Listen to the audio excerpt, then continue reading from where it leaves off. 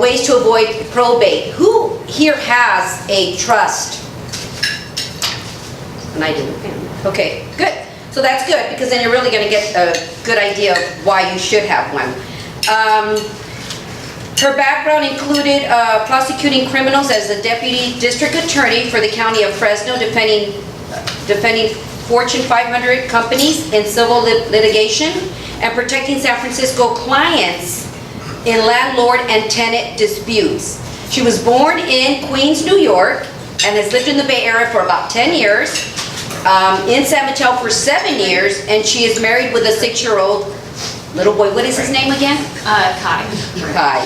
And she has 2 daughters. So please welcome Pam to the podium. Yay.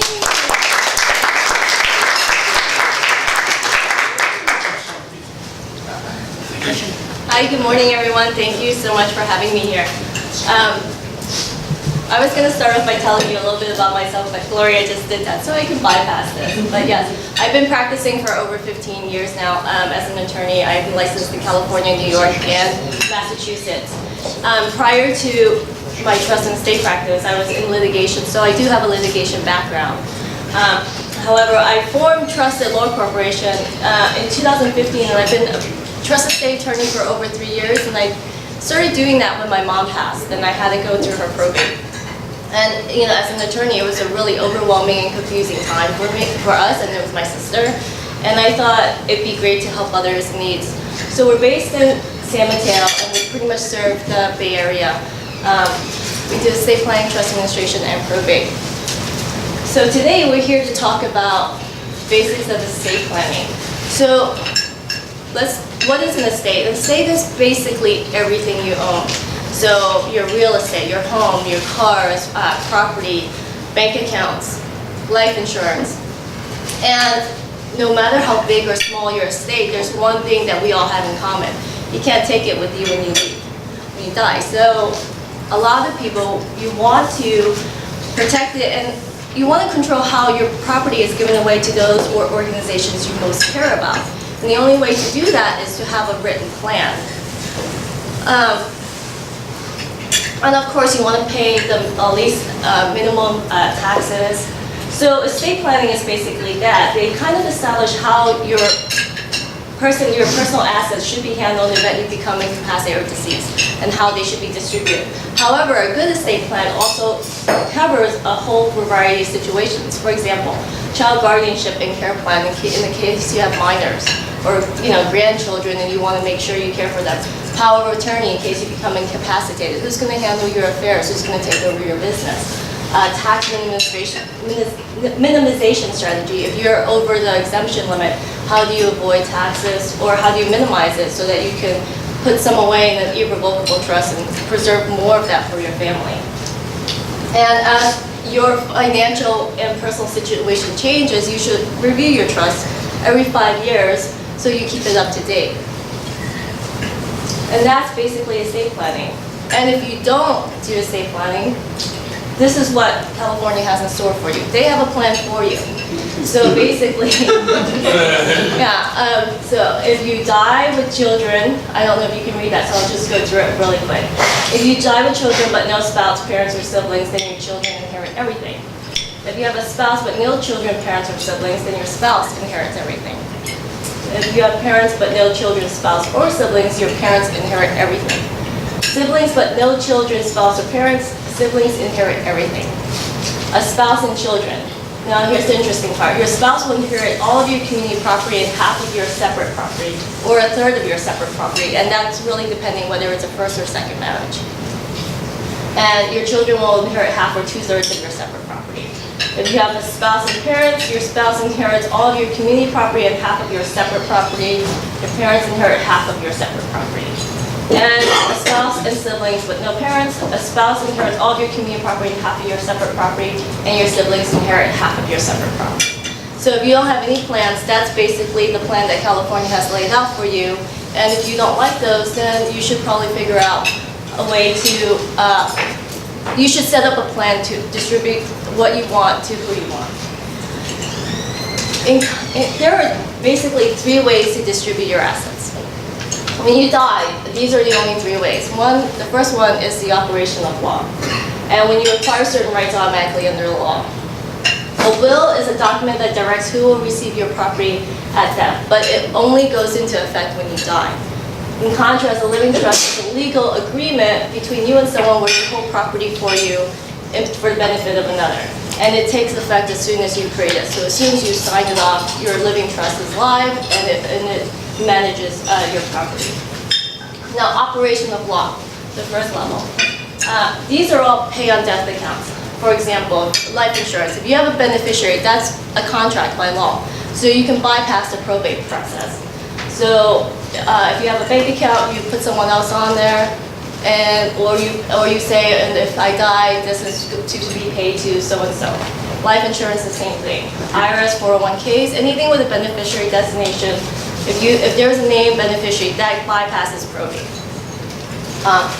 If you only have $150,000 or less, you can also bypass probate because you can file a small estate affidavit and you don't have to go through past probate at all. Okay. We put down homes do not automatically bypass probate, and I'll explain more about that later. We should also note for any, usually when you fund trust, like when you create a living trust, people will tend to fund it, and that's usually you have to change the title of that property into the name of your trust. I will just warn you for IRAs, 401ks, or anything that's tax deferred, you never want to do that because that's a taxable event. So then you'll start being taxed on that. You can always name the trust as a contingent beneficiary, but you should never put that 401k into the name of the trust. Okay, so a lot of people usually when they talk about estate plans, they talk about getting either a will or a trust. So I'm just going to kind of break down the differences for you. The will, process administering a will is called a probate. For a trust, it's called a trust administration. And they're both very similar in very many instances. The person who manages the will is called an executor, and the person who manages a trust is called a trustee. The important piece of paper that lets the financial institution know that you're the person in charge. For probate, it's called letter testamentary, which you get from the court. It takes about 6 weeks for it to happen.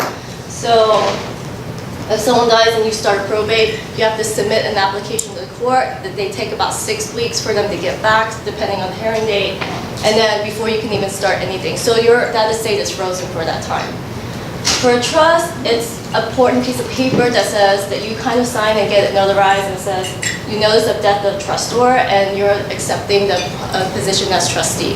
And that takes place right away, and then you can start handling the process.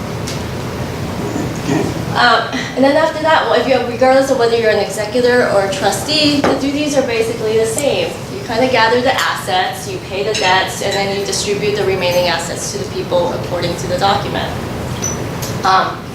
A probate is supervised by the court, so it's more expensive, it's a little slower, but and the trust administration is not. So when people talk about estate plans, everyone always talks about, one of the main reasons they want to avoid a will, or they do not want a will, is because they want to avoid probate. Everyone talks about avoiding probate. So what is probate and why is it bad? So probate is basically a court supervised process. It's a long process. Like you said, it takes about 6 months, 6 weeks to get the petition. Then you have to administer it. And then you have to, it's public. So you have to, they put the will, it's on display, anyone can look it up. Creditors can find you, people, shysters are out there. There's like will trolls, like death trolls that kind of go through it, and they look in to see who has passed and what property out there. And it's expensive. So I'll give you, for example, and it takes a long time. When my mom passed, it was really, my sister and I, we get along, there's no family problems. And she had a modest estate, it wasn't anything exorbitant, but it took about 11 months before we finalized the probate. And it was really easy, my mom said everything half and half. My sister, she was in a bad time she was in a bad situation at the time, and my mom was going to loan her some money to pay off some debt. And her account was completely frozen for a year. My mom was gonna lend her $50 to like pay off everything, and she had to wait a whole year before anything. She can even touch that money. So she's kind of getting into more debt during that time. And it's not cheap. So the probate fees in California are mandated by the state. And it's a sliding scale. So it breaks down, it's 4%. It's a sliding scale based on your gross assets, regardless of how much debt you may have. So let's just say it's 4% of the first 100,000, 3% the next, and you can see the sliding scale there. So if you own $100,000, let's just say it's $1 million, you have $1 million house, which is not uncommon here in the Bay Area. And let's say you owe $500,000 on it still. You still have to pay probate fees of $23,000. So, and that's just the fees itself for the attorneys. And if there's other issues associated with it, like litigation, or if there's like a contest, then there's hourly rate for your attorney services, because that's not included. And I want to make something clear. Probate fees and estate taxes are not the same. A lot of times I'll hear, does everyone know estate taxes? Sorry. Estate taxes are basically, there's a federal exemption. Right now it's currently 5.49, so that means you don't get estate tax if your assets are below 5.49, if you're single, or $10,980,000 if you're married. So if you have assets that are above that, then they're going to get taxed at 40%.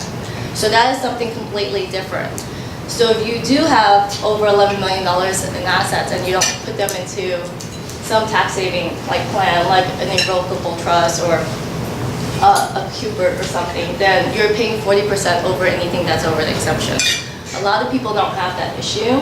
So, but however, they think. However, they think that but the people who do, they're like confused, because they're like, well, I thought by putting my property into a trust, I will be avoiding all estate taxes, and that's not true. You're only avoiding probate fees. The government, if you owe the government money, trust me, they're going to collect that. So there's like 3 ways to protect your home from the probate process. One is called the transfer and death deed. And these are all, like the first 2 are by operation of law. So transfer and death deed. And you transfer eligible property on the transfer's death. And then there's a joint tenancy, which I know a lot of people have heard of. Like you own property in equal shares with right of survivorship. So let me just talk briefly about that. So the transfer and death deed, it was a solution created for the elderly back in 2015. And it basically offers seniors a simple, no-cost method of transferring property to their beneficiaries. However, it's set to repeal on January 2021 because they didn't receive enough votes. So it has a sunset provision of 5 years. And it's ineffective unless you record it in 60 days. So sometimes you might sign it over to somebody and it sits and it doesn't get to the recorder's office. So if you don't record it within 60 days, it's null and void anyway. And there are awkward limitations. For example, you have to name a beneficiary in the transfer and death deed. So let's just say you want to give it to your daughter, and you name your daughter. However, if something happens to your daughter during the time before you change it, and she predeceases you, and then the next person, usually it goes to the grandkids. However, that's not the case here. Yeah, I have part of my property now, a present interest, and I'll put my son on the title so that when I pass, he has rights of survivorship. It doesn't have to go through probate, which is true. However, that means that, okay, one, you're giving them a present interest. I always tell my clients, it's great that you want to leave your home to your kids. However, what happens if you need it? Are they going to give it back? Or, we just had one case. It was joint tenancy. She gave it to her son, and now the son's going through a divorce. So now, if that wife had made any payments or anything to the mortgage, she has ties to the property too. So that's the problem when you give them a present interest in it. And then your beneficiary will miss out on the step-up basis if they decide to sell the property later on. So a basis is what you pay for the asset. According to the IRS, a capital gain or loss is the difference between what you paid and what you get when you sell the asset. So if you sell an asset that is worth more than you pay for it, you have to pay taxes on the gain. It's called capital gains. And the way it works is, let's just say the homeowner purchased a house for $100,000, and she gives half of it in joint tenancy to her son. So now they both own 50% of it. Now, so the original basis is reduced by half. It's 50-50. Now, if she passes and he decides, you know what, I don't really want to live here. My son is going to school in the East Coast. I want to move to the East Coast, so I'm going to sell this. As a joint tenant, he decides to sell the house at, $500. Where can I buy a house for $500,000? We're talking like, I don't know, Walnut Creek. Well, Or something. Or I don't know. no, you're shopping. Antioch. I think Antioch might still have one. Brentwood! Gonna ride some trailer hitch. Yeah. So, River Island. so at the fair market value, if he sells it at 500, the sales price divided by the 2 plus the original basis, he basically, that's 300 because, so he has a taxable home value of $200,000. He has to pay tax on taxable gains on $200,000. Yes. I always wondered when they put a son or a daughter on title, doesn't that generate a tax event for the child? I mean, he just received $500,000 or $250,000, whatever. No, it's a gift, so. It's a gift, okay. Yeah.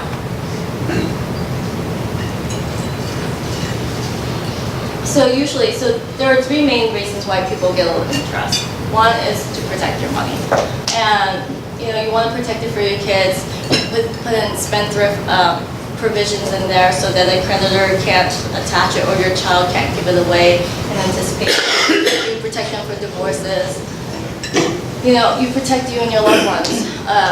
Basically, a trust avoids, in your own behalf, if you become incapacitated, it avoids court intervention, and you don't need a conservatorship because you've selected someone that you trust to take care of you, to manage your affairs.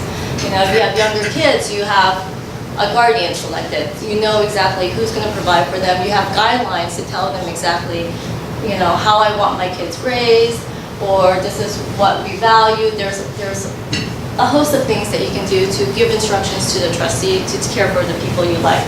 And it protects your intentions. If there's a charity that you want to spend, donate more to, you can. These are basically the 3 reasons people get a trust, and it's also the privacy. Again, a trust doesn't ever get filed publicly in court, so no one can go and look it up. People have a trust, but you don't know what the trust says. Your family won't know, if they're not an heir or a beneficiary, they won't have access to it. Whereas a will, anyone can look it up, and then there's potential for just family fighting. A complete estate plan should include a living trust, a pour-over will, in case you forget to add something to your trust. You can use the pour-over will and go to court and add that later after you pass. A durable power of attorney, a medical directive that says what you want to do in case you become incapacitated, and a HIPAA waiver so that you can allow people access to your medical records. And here at Trusted, we help you understand your estate options. We create a trust tailored to your particular family situation and financial need, and we build a trust solution that can be changed easily over time. And I have 5 minutes for questions. So you said that there were 3 ways to transfer assets, and in the first instance, you said that Medi-Cal and SSI could do the clawback. Does that imply that there's no clawback on a trust? Right, I think as of this year, there is none. They can't attach your home if it's in the trust. Can you just briefly mention charitable remainder trusts? A charitable remainder trust it's kind of like when you can designate, so it's a trust where you set up and you live off the income of a trust, and then you donate the rest to charity when you pass. So it has to be I think there are specific guidelines for it, but the gist of it is you set it up, it's charitable, you can live off the income and it's tax-free, and then when you die, all of that goes to a charity that you've designated. Question. Could you talk about how community property impacts all of this? How community property? Community property. We're in a community property state, so that has an important impact on a lot of what you talked about. Right, so usually when you set up a trust, you're usually doing it with your wife, and you can set up your community property. She will get everything. Well, there's two ways to do it. So your wife is entitled to everything if you've done that. So what exactly is your question? I guess I'm trying to Well, understand. for example, you're talking about what happens on succession. You've talked about joint tenancy and other forms of ownership. Right. I don't think I heard about how community property operates in that context. Okay, so if you have a property and your wife, it's community property, then your spouse gets it. She owns it fully in the event that you don't have. However, if you have a trust and you set up, you can actually give your half. You can divide your community property when you pass, and you can say, I want my half of my community property to go to certain people. And this is really common in like second marriages. So let's say husband and wife divorced, they have children, and then he remarries, and they have community property as well. So instead of the trust can be set up that, okay, when I pass away, I want to make sure that half of my community property, whatever I put into this marriage, stays with me. It gets put into a separate trust, and this separate trust will get distributed the way I want. So you can actually block out your current spouse from doing whatever she wants. And a lot of people actually do this because, especially in a young marriage, because you anticipate that the other spouse is going to get married again. And you want her to, but you don't want the money that you've earned together, especially if you have your children, you want that your earnings to go to your children, not to the new spouse or not to the new family or anything. So you're really protecting your own. Does that answer your question? You commented earlier that on the question about transferring the property to a child, that was a gift. But aren't there taxes? You can only give a gift of a certain amount of money each year? Yes, well, so each year, it's $14,000 this year. Each year, next year it'll be $15,000. You can give that tax-free. It doesn't count towards your exemption. However, if you give away a property, you can give your principal residence away, and that doesn't count towards your exemption. But however, you have more other properties, you can give the assessed value of $1 million in addition to. How much? 1 million assessed value of other properties. So if you have more than one property, yes, you can give your principal residence tax-free, and then all your other property, the assessed value of up to $1 million. Thank you.